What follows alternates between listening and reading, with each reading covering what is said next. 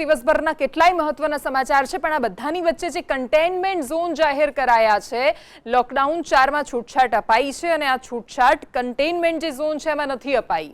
ત્યારે ગુજરાતના કેટલાય એવા વિસ્તારો છે કે જે એ ઝોનમાં આવે છે, જ્યાં એ વિસ્તારોને જાહેર કરાયા છે કન્ટેનમેન્ટ ઝોન તરીકે. તો કયા વિસ્તારો છે, તમારો વિસ્તાર શેમાં આવે છે, નજર એના પર.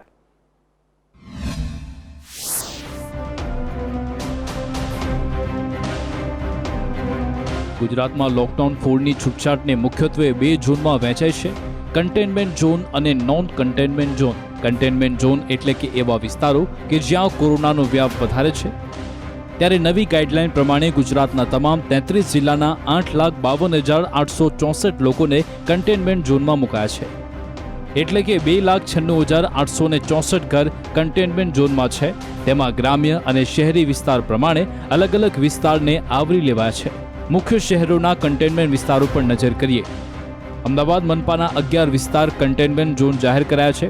સુરતના 40 વિસ્તાર, રાજકોટના માત્ર 2 જંગલેશ્વર અને સાધુ વાસવાણી રોડ કન્ટેનમેન્ટ ઝોન જાહેર છે. તો વડોદરા શહેરના 70થી વધુ વિસ્તારો કન્ટેનમેન્ટ ઝોનમાં સામેલ છે. ગાંધીનગર શહેરના 25 વિસ્તારો કન્ટેનમેન્ટ ઝોનમાં મુકાયા છે. જૂનાગઢનો 1, જામનગરના 8 વિસ્તારોને કન્ટેનમેન્ટ ઝોન જાહેર કરાયા છે. ભાવનગર જિલ્લાના 21 વિસ્તારોને કન્ટેનમેન્ટ ઝોન જાહેર કરાયા છે. અમદાવાદના કન્ટેનમેન્ટ વિસ્તારોમાં વધારો થયો છે. અમદાવાદમાં અલગ અલગ 11 વિસ્તારોના 12.98 લાખ લોકોને કન્ટેનમેન્ટ ઝોનમાં મુકાયા છે. અમદાવાદમાં અસારવા, દાણી લીમડા, દરિયાપુર, શાહપુર, જમાલપુર, ખાડિયા, બહેરામપુરા, મણિનગર, સરસપુર, ગોમતીપુર, ગુલબાઈ ટેકરા વિસ્તારને કન્ટેનમેન્ટ ઝોનમાં મુકાયા છે. કન્ટેનમેન્ટ ઝોન માટે અલગ અલગ નિયમો પણ બનાવ્યા છે. આ નિયમો પર નજર કરીએ. સવારે 8 થી 3 વાગ્યા સુધી અહીંયા છૂટ મળશે. અહીંયા જીવન જરૂરિયાતની વસ્તુઓ માટેની દુકાનો જ ખુલ્લી રહેશે. બસ સેવા પર પ્રતિબંધ, રેસ્ટોરાં પર પ્રતિબંધ યથાવત રહેશે. ત્યારે કન્ટેનમેન્ટ ઝોનમાં હજુ પણ અગાઉના લોકડાઉન જેવા નિયમો લાગુ રહેશે. બ્યુરો રિપોર્ટ, સંદેશ ન્યૂઝ. અને આખરે જેની રાહ હતી એ થયું. લોકડાઉન 4.0ના નવા રંગરૂપ, જેની દરેક લોકોને પ્રતીક્ષા હતી, એ પોતાના નવા રંગ સાથે આવ્યું છે. અને એવું આવ્યું છે કે જાણે લોકડાઉન હોય જ નહીં. ગુજરાતમાંથી આવેલી તસવીરો અચંબિત કરનારી છે.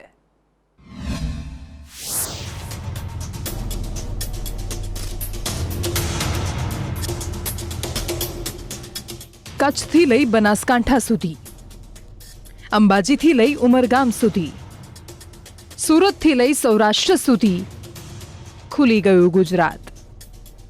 લોકડાઉન 4.0નો ગુજરાતમાં મતલબ છે માત્ર નામનું લોકડાઉન. લોકડાઉનમાં અપાયેલી રાહતો વચ્ચે ગુજરાતમાંથી જે તસવીરો સામે આવી છે એ બતાવે છે કે અહીંયા કોરોનાના ભયમાંથી પ્રજા મુક્ત થઈ ગઈ છે.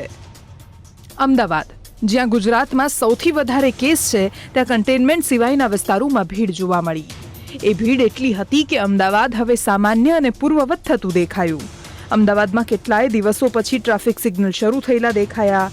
પાન પાર્લર, બ્યુટી પાર્લર, નાની દુકાન બધું શરૂ થયું. નિયમો છે તો એને તોડવાવાળા લોકો પણ હોય છે, અને એટલે અમદાવાદના રસ્તાઓ પર 2 વ્હીલર પર 2-3 લોકો પણ નીકળેલા જોવા મળ્યા. સુરતમાં સૌથી મોટી વાત એ રહી કે અહીંયા વેપાર ધંધાની શરૂઆત થઈ છે. હીરા ઉદ્યોગ, ટેક્સટાઇલ માર્કેટ શરૂ થયા છે. પાનગલ્લાની દુકાનો પણ શરૂ થઈ. ચશ્મા, બૂટ, ચપ્પલ વગેરેની દુકાનોની શરૂઆત થઈ. નિયમોના પાલન માટે વેપારીઓએ દુકાનની બહાર નો માસ્ક, નો એન્ટ્રી જેવા બોર્ડ પણ લગાવ્યા. સુરતની સુરત બદલાયેલી લાગી. વડોદરામાં તો એટલી ભીડ ભેગી થઈ કે પોલીસે મેદાને ઉતરવું પડ્યું અને ઘોષણાઓ કરવી પડી. માંડવી બજારમાં પણ એ દેખાયું. મુખ્ય બજારોમાં ભીડ દેખાઈ તો 2 મહિના પછી દુકાનો ખોલતા વેપારીઓ સાફ સફાઈ કરતા પણ નજરે પડ્યા. પણ વડોદરાની ભીડ જોઈને લાગ્યું નહીં કે આ લોકડાઉન ચાલી રહ્યું છે. રાજકોટમાં બજારો ખુલતાની સાથે જ સોની બજારમાં ભીડ દેખાઈ. એક અનોખી સાયકલ પણ રાજકોટમાં જોવા મળી, જેનાથી સામાજિક અંતર જળવાયેલું રહે. મોબાઈલ અને ફરસાણની દુકાનો ખુલેલી જોવા મળી. જો કે વેપારીઓમાં પણ થોડી જાગૃતિ દેખાઈ. જામનગરમાં છૂટછાટોનો દુરુપયોગ જોવા મળ્યો. અહીંયા લોકો નિયમોને નેવે મૂકીને બજારમાં ઉમટી પડ્યા. સૌથી વધારે પાન ગલ્લાની દુકાનો પર ભીડ જોવા મળી. દુકાનો ખુલે તે પહેલા જ લાંબી કતારો લગાવીને લોકો ઊભા રહી ગયા. સામાજિક અંતરનો પણ ત્યાં અભાવ જોવા મળ્યો. ટ્રાફિક જામના દ્રશ્યો જોતા તો સંક્રમણનો ભયંકર ખતરો દેખાયો. જૂનાગઢના વિસાવદરમાં સામાજિક અંતરના ધજાગરા ઉડતા જોવા મળ્યા. તમાકુ અને બીડીના નાના વેપારીઓને છૂટ મળતા ત્યાં લોકોએ લાંબી લાઈનો લગાવી. જૂનાગઢની માર્કેટ પણ ફરી શરૂ થઈ છે અને ત્યાં ચુસ્ત નિયમોનું પાલન કરીને તમામ લોકોએ ધંધા રોજગાર પણ શરૂ કર્યા. પાનના ગલ્લા પર લોકોની ભીડ જોવા મળી. તો જૂનાગઢમાં એસટી લેવા માટે લોકોની ખાસી પૂછપરછ જોવા મળી. હાલ તો એસટી સેવા બંધ છે. સરકારના નિયમો બાદ રૂટ નક્કી કરવામાં આવશે. ગુજરાતમાં શરતોને આધીન લોકડાઉન 4 અમલી બન્યું છે, ત્યારે 56 દિવસ બાદ પંચમહાલ જિલ્લાના ગોધરામાં બજારોમાં લોકો ખરીદી માટે ઉમટ્યા. અહીંયા બજારમાં સામાજિક અંતર જળવાઈ રહે તે રીતે ખરીદી કરવામાં આવી રહી છે. લોકો સરકારના નિર્ણયને પણ આવકારતા જોવા મળ્યા. ભુજની મુખ્ય બજારોમાં લોકોની ભારે ભીડ જોવા મળી. તો બજારમાં સોશિયલ ડિસ્ટન્સના ભંગ સાથે ઠેર ઠેર કતારો પણ જોવા મળી. કાયદાનો ભંગ થતો હોવાથી ક્યાંક પોલીસે દુકાનો બંધ કરાવી. કચ્છના ભચાઉમાં પણ સામાજિક અંતરના ધજાગરા જોવા મળ્યા. પાન મસાલા ખરીદવા માટે લોકોની ભારે ભીડ હતી અને ભારે ભીડના પગલે વેપારીઓએ દુકાન બંધ કરવાની ફરજ પડી. આ દ્રશ્યો તો ગુજરાતના અમુક વિસ્તારોના છે, પણ મોટા ભાગે દરેક છૂટછાટવાળા વિસ્તારોમાં આ જ જોવા મળ્યું હતું. લોકો બેફામ બન્યા છે. યાદ રાખવું પડશે, તિજોરી સરકારની છે, જીવ આપણો છે. બ્યુરો રિપોર્ટ, સંદેશ ન્યૂઝ. અને લોકોએ યાદ રાખવું જ પડશે, કારણ કે આપણી પાસે બીજો કોઈ રસ્તો પણ નથી. પણ જ્યારે લોકડાઉન 4માં નવા નિયમો લાગુ થયા છે તો એની સાથે દુકાનો તો ખુલી ગઈ. ઓડ ઇવન ફોર્મ્યુલા નક્કી થયો નથી અને એટલે દરેક પ્રકારની દુકાનો એકસાથે ખુલી ગઈ. હવે કયા કયા પ્રકારની દુકાનો ખુલી અને કેવો માહોલ જોવા મળ્યો એના પર નજર.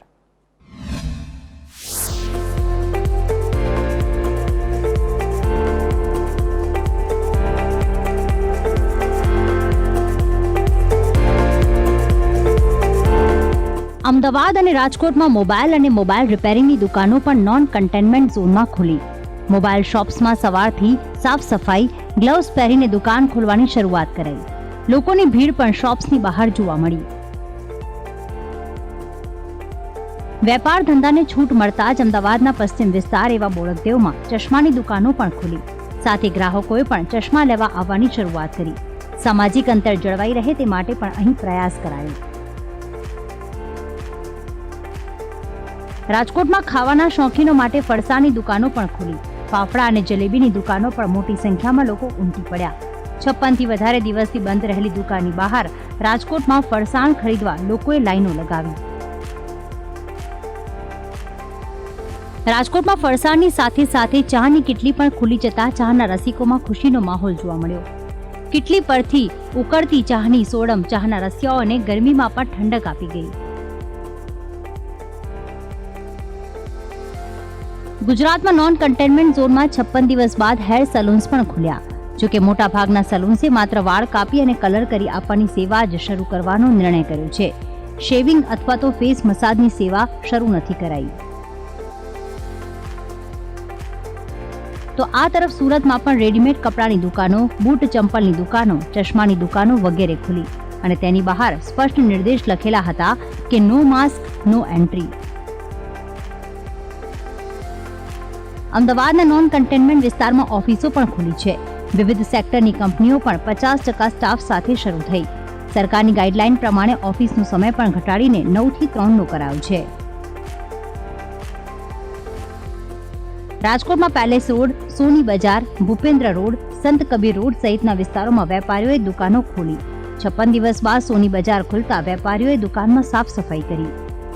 બ્યુરો રિપોર્ટ, સંદેશ ન્યૂઝ. અને વાત ભાવનગરની કરવી છે. ભાવેણી નગરી ને કૃષ્ણકુમાર રાજા. એ કૃષ્ણકુમાર રાજાનો આજે જન્મદિવસ છે. પણ ભાવનગરની જનતાને જ્યારે લોકડાઉનમાં છૂટ અપાઈ ત્યારે એમણે જે વર્તન કર્યું એ ભાવેણી નગરીને શોભે એવું તો નહોતું જ.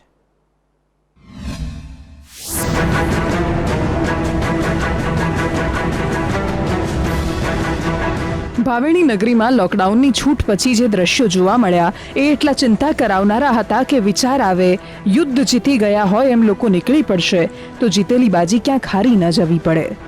ભાવનગર સહિત ગુજરાતમાં જીવન પૂર્વવત કરવાની કોશિશ હતી, પરંતુ નીતિ નિયમને ધ્યાનમાં રાખીને. પણ લોકો જે રીતે બહાર નીકળ્યા એને સમજાવવા ભાવનગરના મેયર મનહર મોરીએ આવવું પડ્યું રસ્તા પર અને 2 હાથ જોડવા પડ્યા કે સમજવાનું રાખો. રસ્તા પર લાગેલા બેરિકેડ હટાવવા પડ્યા. મેયર જાતે આ કામ કરવા ઉતર્યા. પોલીસને પણ ખૂબ મુશ્કેલી પડી રહી છે. લોકોને સમજાવવાનું કામ કઠિન છે અને ઉપરથી આ પહેલો દિવસ છે એટલે લોકો આ સ્થિતિને સમજતા સમય લેશે એ પણ હકીકત છે. બસ યાદ એ રાખવાનું છે, કોરોના હવે સમય નથી લેતો અને ના એ આપણી મુશ્કેલીને સમજે છે. લોકડાઉનના ચોથા તબક્કામાં રાજ્ય સરકારે જે આંશિક છૂટછાટો આપી છે દુકાનો ખોલવાની, તેને લઈને આજ ભાવનગરમાં વહેલી સવારથી ભીડ જોવા મળી રહી છે. દુકાનધારકો પોતાની દુકાને જવા માટે તેમજ ભાવેણાવાસીઓ થોડી ખરીદી કરવા માટે પણ બજારમાં જોવા પડ્યા હતા. આ સમયે પોલીસ દ્વારા પણ ટ્રાફિકની વ્યવસ્થા જળવાય તે રીતે નિયમોનું પાલન કરીને એક ગાડીઓને જવા દેવામાં આવી હતી. આમ છતાં જે કહેવાય છે ને કે કોરોના સામે જે સોશિયલ ડિસ્ટન્સ જે મહત્વનું છે તે અહીંયા ક્યાંક ને ક્યાંક ન જળવાતું હોય તેવું પણ લાગી રહ્યું છે. મયુર દવે, સંદેશ ન્યૂઝ, ભાવનગર.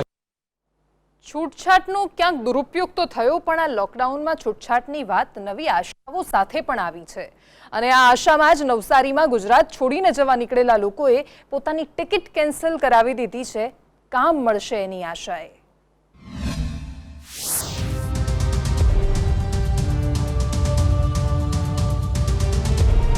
ગુજરાતમાં શરૂઆત થઈ સ્થિતિ સામાન્ય થવાની, પણ આ સામાન્ય સ્થિતિ સૌથી વધારે ટાઢક લઈને આવી છે ઉદ્યોગો અને ત્યાં કામ કરતા કામદારો માટે. નવસારીમાં 200 જેટલા શ્રમિકોએ નિર્ણય લીધો છે વતન પરત જવાના બદલે હવે રોકાઈ જઈને કામ ધંધામાં જોડાઈ જવાનો. આ લોકો વારાણસીના છે, ઘરે જવા માટે ટિકિટ પણ બુક કરાવી હતી, પણ હવે લોકડાઉનનું નવું જાહેરનામું પ્રસિદ્ધ થયું છે અને વેપાર ધંધાને છૂટ મળી છે. બધું પૂર્વવત થવાની આશા સેવાઈ રહી છે, તો આ આશાના કિરણમાં એમણે પણ પોતાના જીવનનો પ્રકાશ શોધી લીધો છે અને નિર્ણય કર્યો છે વર્તમાન અને સુરક્ષિત ભવિષ્ય માટે અહીંયા રોકાઈ જવાનો. गांव जा क्या करेगी, उधर भी परेशानी रहेगा, इधर भी थोड़ा काम धंधा चलेगा, खर्चा पानी चलेगा, इसलिए हम लोग नहीं गए थे. हाँ, 5 परिवार हैं, रास्ता में क्या हालत होता है क्या नहीं है, कैसे जाएगी अपन, इसलिए हम लोग बोले हैं कि टिकट वापस कर दो. अभी तो फिलहाल में मेरे को जॉब मिल गया है, मैं जॉब कर रहा हूँ और टिकट के लिए मतलब कैंसिल इसके लिए रद्द किया कि मतलब गांव जाने में भी परेशानी और यहाँ पर तो कुछ मसला निकल भी सकता है, इसके लिए मैं टिकट रद्द किया. એક બાજુ આપણે દરરોજ હજારોની સંખ્યામાં રસ્તા પર નીકળેલા શ્રમિકોને જોઈએ છીએ, પણ એ બધાની વચ્ચે સ્થિતિ જ્યારે સામાન્ય દેખાઈ ત્યારે લોકો અહીંયા વિશ્વાસ સાથે રોકાઈ પણ રહ્યા છે. એમના સામે વતન જવામાં સૌથી મોટો ખતરો જે હોય છે કે ત્યાં જઈને કામ નહીં મળે તો એ શું કરશે. એમના રોકાવાથી સૌથી વધારે ખુશી વેપારી વર્ગમાં છે. લોકડાઉનના કારણે થોડા કામ ધંધા રોજગાર બંધ હતા, પણ અત્યારે લોકડાઉન ત્રીજાના અંત ભાગમાં ધીરે ધીરે બધા ધંધા ઉદ્યોગ ચાલુ થઈ રહ્યા છે. એના કારણે એમને રોજીરોટી અહીંયા મળી રહે એવું એમને લાગ્યું. એના કારણે એમને જવાનું વતન કેન્સલ કરી અહીંયા રોકાઈ ગયા છે. એવી જ રીતે એ આપણા માટે ખૂબ સારા સમાચાર છે, કારણ કે જ્યારે શ્રમિકો બધા જ બહાર નીકળી જશે તો આપણે અહીંયા વેપાર ધંધા ઉદ્યોગ થવા માટે ખૂબ મોટી તકલીફો થશે. ગુજરાત પોતાના ગુજરાતીપણા માટે જાણીતું છે. વેપાર અહીંયાની નસ નસમાં છે અને એટલે રોજગારી પણ આપણે એટલી જ આપીએ છીએ. હવે જીવન યંત્રવત થશે ત્યારે કદાચ કોરોનાના સમયમાં લાગેલા ઘા રૂજાવાની શરૂઆત થશે. હિતેશ સોનવણે, સંદેશ ન્યૂઝ, નવસારી. આપણને હંમેશાથી શિક્ષણનું મહત્વ સમજાવવામાં આવે છે અને એમાંય સરકારી ભરતી માટે તો લેવાતી પરીક્ષાઓ તનતોડ મહેનત માંગી લે છે. કેટલાય લોકોએ પરીક્ષાઓ પાસ પણ કરી લે છે, પણ પછી સરકાર ભરતી પૂરી નથી કરતી. આજે અટવાયેલી ભરતીની વચ્ચે અથડાતા ઉમેદવારોએ દેશમાં પોતાનો મુદ્દો ગુંજવ્યો છે.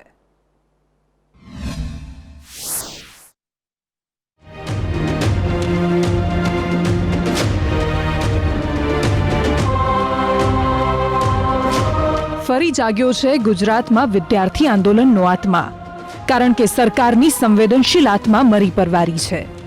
વર્ષોથી ગુજરાત એક ભયંકર બીમારીમાંથી પસાર થઈ રહ્યું છે અને એ છે બેરોજગારી પેદા કરતી સરકારી બીમારી. બીમાર થઈને બેહોશ પડી છે સરકારની સિસ્ટમ, બરબાદ થઈ રહ્યું છે યુવાનોનું ભવિષ્ય. કોઈક પીએચડી કરીને સરકારી નોકરીની આશામાં બેરોજગાર છે, તો કોઈક પરીક્ષાઓ પાસ કર્યા પછી વર્ષોથી નોકરીની રાહમાં છે. કોઈક રાહ જુએ છે વર્ષોથી અટકી ગયેલી પરીક્ષાની, કોઈકને રાહ છે પારદર્શી રીતે ક્યારેક તો ભરતી થાય એની. સરકારી સિસ્ટમની આડમાં દરરોજ ફાઇલોના ચક્કરમાં યુવાનોનું ભવિષ્ય ચક્રાવે ચડ્યું છે.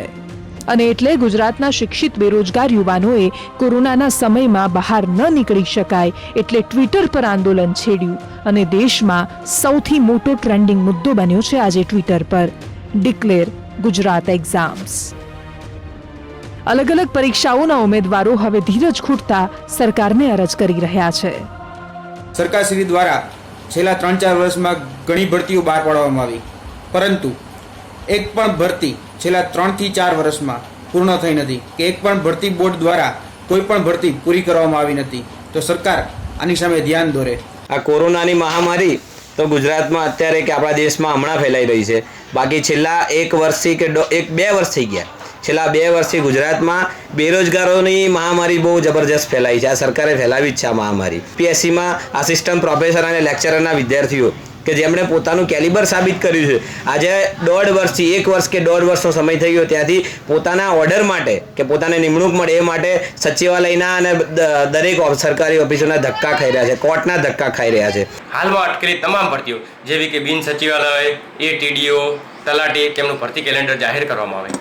અમે અમારી વાત સરકાર સુધી પહોંચાડવા માટે આજ રોજ ટ્વિટર અભિયાનની શરૂઆત કરી હતી। તો મિત્રો 12,000 જેટલા શિક્ષકોની ભરતીની વાત જ્યારે હોય તો આ ભરતી છે એ ટૂંક સમયની અંદર ચાલુ કરવાની વાત કરી હોવા છતાં આજે 7 થી 8 મહિના જેટલો સમય વીતી ગયો છે। બીજી બાજુ ટેટ અને ટેટ 2 જેવા ઉમેદવારો જે છે એમની પોતાની માર્કશીટની પણ અવધિ છે એ પૂર્ણ થવાના આરે છે। આ પરીક્ષાઓ તો માત્ર અમુક ભરતીના જ ઉદાહરણ છે, પણ ગુજરાતમાં અટકેલી ભરતીઓની યાદી તો ઘણી લાંબી છે। રાજ્યમાં કેટલીય ભરતીઓ અટકેલી છે, બિન સચિવાલયનું પેપર લીક થતા એની ભરતી પણ અટકી ગયેલી છે। જીપીએસસી પાસ કર્યા પછી આસિસ્ટન્ટ પ્રોફેસરની પ્રક્રિયા પૂરી થયા પછી પણ એમને ઓર્ડર નથી મળ્યા, તો એલઆરડી કોન્સ્ટેબલની ભરતીમાં પુરુષો અન્યાયની વાત કરી રહ્યા છે।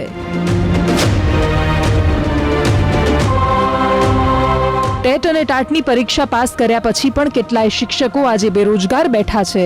આઈટીઆઈ ઇન્સ્ટ્રક્ટરની ભરતી પણ એ રીતે જ વેરણછેરણ છે। તલાટી કમ મંત્રી, સિનિયર અને જુનિયર ક્લાર્કની ભરતી પણ અટવાયેલી છે। એમપીએચડબલ્યુ અને જીએસઆરટીસી ડ્રાઈવર અને કંડક્ટરની ભરતીના પણ એ જ હાલ છે।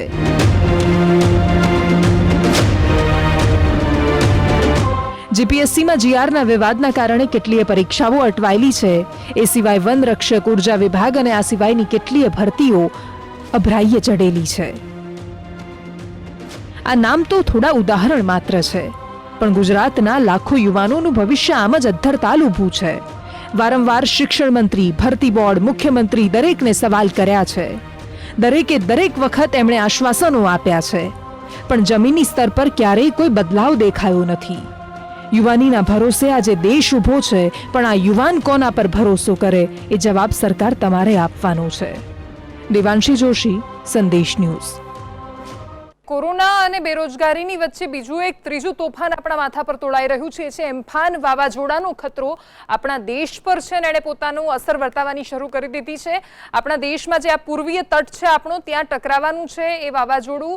હવે એ બાંગ્લાદેશ અને બંગાળની વચ્ચે જે સુંદરવનનો વિસ્તાર છે ત્યાંથી આગળ નીકળીને ક્યાં ટકરાય છે જોવાનું રહેશે, પરંતુ સૌથી વધારે અસર જે 2 રાજ્યો પર થવાની છે એ રહેશે ઓરિસ્સા અને સાથે પશ્ચિમ બંગાળ। આ બંને વિસ્તારો છે પશ્ચિમ બંગાળ અને બાંગ્લાદેશની વચ્ચેનો ગંગા અને બ્રહ્મપુત્રા વચ્ચેનો જે વસ્તુ છે, જગ્યા છે, બેઝિન જે ડેલ્ટા છે, જેને આપણે સુંદરવન કહીએ છીએ, તો સુંદરવનની આસપાસના વિસ્તારોમાં એની અસર થશે। આંધ્રપ્રદેશ પર પણ એની થોડી અસર વર્તાય એવી શક્યતા છે, પરંતુ સૌથી વધારે નોર્થ ઇસ્ટ ઉપરના રાજ્યોમાં એની અસર થવાની છે। આ પૂર્વીય આપણો આખો જે સમુદ્રનો વિસ્તાર છે અને આ પૂર્વ તટના વિસ્તારમાં એની અસર થવાની છે।